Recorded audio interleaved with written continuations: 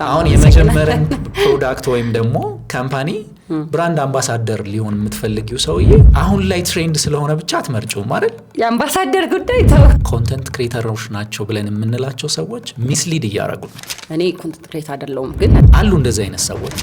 አንድ ሰው የማይገባውን አቴንሽን አገኘ ማለት የማይገባውን ፓወር ያዘ ማለት ነው። እንዴት ነው ዲፋይን የሚደረገው? ዩቲዩበርስ የሚባል ሰው ታውቂያለሽ? አቤል የወይኗ ልጅ ክሊክ ዊዝ ሳሚ ከአዶናይም በጣም ጫጫታ የሚፈጥሩ ሰዎች እንጂ ኮንተንት ክሬተሮች አይደሉም። ያለማወቃቸው ነው። አይ ዶንት ኖ መንግስትም ለምን ዝም እንዳለ አላውቅም። ማስታወቂያ የሚያሰሩበት መንገድ ያስቀኛል። አሁን ያለውን አቴንሽን ብቻ እንደምንም ሸቀል ላርግባት ነው እንጂ አምባሳደር ሽቀላ ሆኗል ማለት እኔ የመጀመሪያ አምባሳደር ነኝ። ሶሻል ሚዲያ ላይ ፖስት አድርጎ ቪው እና ፎሎወር ስላገኘ አንድ ሰው ኮንተንት ክሬተር ነው ማለት አይደለም።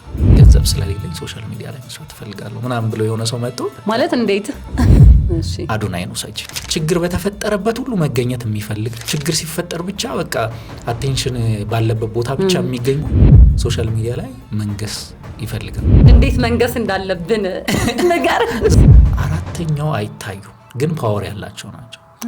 ቢዝነስ ኦነሮች ይባላሉ ማለት ነው። አብጄም ጨፍሬም ራቁቴንም ሆኜ አንዴ ኮሚኒቲውን ሊያዝ እንጂ ከዛ በኋላ ስራበታለሁ። ውድቀቱ ነው የሚያመዝነው። የሆነ ድራማ ነገር አለ ብቻ የሆነ እኔ ማይገባኝ 5 ወር ስደርስ ያጠራቀምኩት ብር የለም። የኢትዮጵያ ኮንተንት ክሬተሮች አሁን በሚሄድበት ስፒድ እየሄድን ከሆነ ባራክ ኦባማ ምናምን ለልጆቹ ሶሻል ሚዲያ አይሰጣቸውም ነበር። በጣም ትልልቅ ሆነው ራሱ ማለት ነው። ተባረሩ ያለው ከተከራየበት ቤት ተባረሩ ያለው የሚያውቁ ሰዎች አዋቂ ሰዎች ዝም ስላሉ ነው እንጂ ትችቱ ግን ለውጣ በጣም ለዛ ነው ብዙ የሚያለቅስ ሰው የሚበዛው ኢትዮጵያ ሶሻል ሚዲያ ላይ።